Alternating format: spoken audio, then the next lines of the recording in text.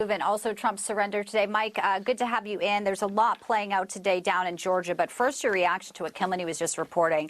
It seems like Congress is putting more pressure on DA Fani Willis, and they want to know a lot of things, including our motivation. I mean, obviously a lot of Americans feel this is complete election interference, leading GOP candidate, and they note just 4 days before the indictment, she launched a new campaign fundraising website, highlighting her investigation into President Trump.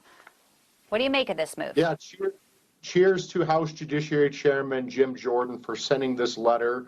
He did the same thing with Alvin Bragg in New York. This is Democrat lawfare against President Trump. This is election interference because they fear they can't beat him on November 5th, 2024. They are clearly colluding. This could be a conspiracy against rights. It's not a crime to object to a presidential election. It's allowed under the Electoral Count Act of 1887. Twisting arms politically is allowed by the First Amendment. You can redress governments. And you see that these Democrat prosecutors and these Democrat hellholes like New York, D.C., and Atlanta are clearly colluding. They waited 30 months to bring these charges, and now they're demanding these trials to interfere in the presidential election. And we have a right to know how they're colluding with the Biden Justice Department, including Jack Smith. We have a right to know how they're spending federal funds on this clear, unprecedented election interference. Well, you know, you mentioned the dates, and she's pushing now. That's the other breaking detail. She wants this trial to start October the 23rd.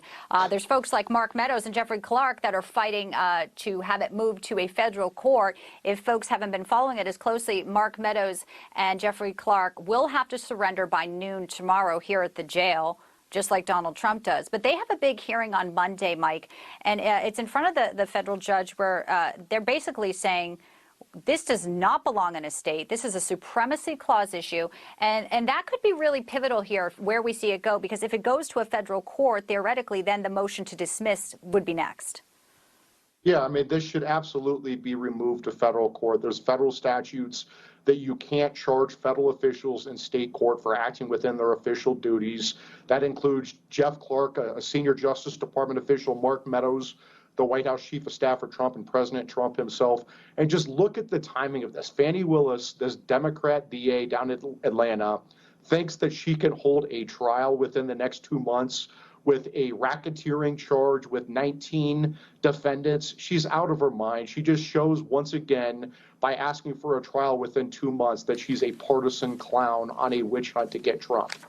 There's a move by Chesebro to have a speedy trial, which is, as some say, strategic. He's one of the co-defendants. Why would his team be asking for a speedy trial in this?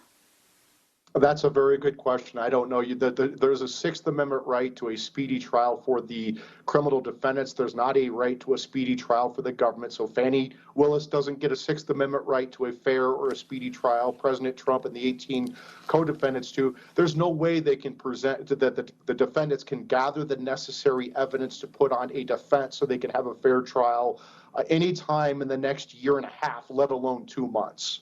Interesting strategic move. We'll see what plays out on that. We'll see what happens with Mark Meadows. But today specifically, we're watching the former president enter into this jail where there is a circus outside. You saw Rudy Giuliani, Mike, I'm sure, mobbed yesterday by people. Obviously, Donald Trump will have Secret Service with him. But, you know, getting his mugshot taken, his mugshot, that's, you know, like no one would recognize one of the most, or if not the most famous man in the world. Yeah, I mean, it just shows that this is that was the prize that these Democrats have been seeking for so long. These rabid Democrats want that mugshot of President Trump and his lawyers and his supporters, and it's going to backfire on them politically. We're seeing this in the polling. Alvin Bragg's unprecedented indictment of President Trump won President Trump the Republican primary.